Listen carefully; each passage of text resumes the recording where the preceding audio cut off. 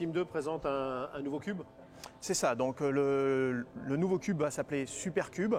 L'idée en fait est de créer une machine supérieure au cube actuel. Alors évidemment, pourquoi Supercube? L'idée est d'améliorer encore les performances du cube, qui était déjà une référence dans sa catégorie de prix.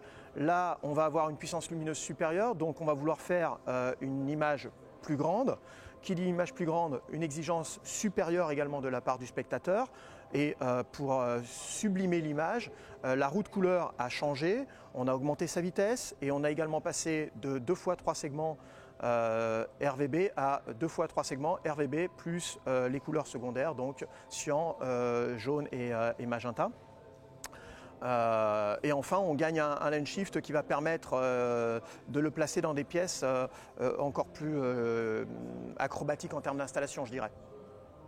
On a dit une amélioration de la puissance, ça veut dire quoi en termes de… En termes de puissance lumineuse, ça veut dire que dans un environnement non dédié, on va pouvoir très facilement arriver à 3,50 m de base avec une luminosité qui permettra de rendre par exemple des scènes de concert avec les lumières des poursuites qui auront une réelle brillance, là où beaucoup de ses concurrents dans sa gamme de prix sont incapables d'aller, tout simplement parce que si on utilise une aussi grande taille d'image, on va avoir une luminosité qui va forcément tomber puisque va s'étaler sur l'ensemble de la surface de la toile et donc la brillance sera inexistante.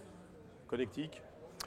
Connectique moderne, donc on a 2 entrées HDMI, on a la possibilité bien entendu de faire évoluer le firmware par l'USB ou le port RS232. On a une sortie pour aller piloter des lunettes 3D, ce qui devient intéressant puisque pour une fois on a un projecteur très lumineux, donc là la 3D ça ne sera pas forcément quelque chose de complètement sombre à la limite du lugubre. On aura réellement là aussi une patate lumineuse suffisante pour pouvoir être utilisé en 3D de manière réaliste.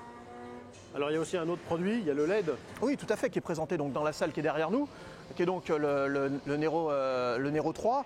Alors là, toute autre technologie, tout autre horizon, je dirais.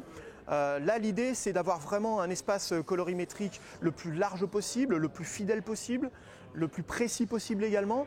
Son espace colorimétrique est capable d'excéder la norme REC 709, donc la norme du Blu-ray.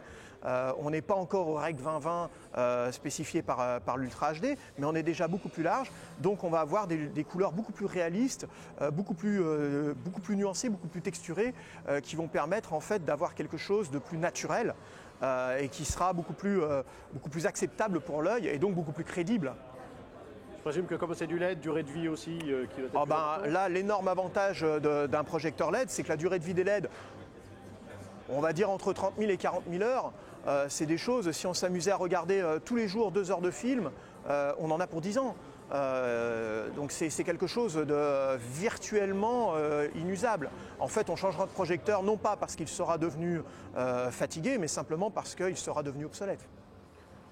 Ordre de prix et disponibilité? Alors, pour ce qui est du Supercube, on va être aux environs des 5 000 €. Et pour le Nero, en fait, on a une petite famille de Nero, le Nero 20e, qui correspond au produit anniversaire de chez Sim2, où là, on est à 10 000 €. Il existe exclusivement en noir.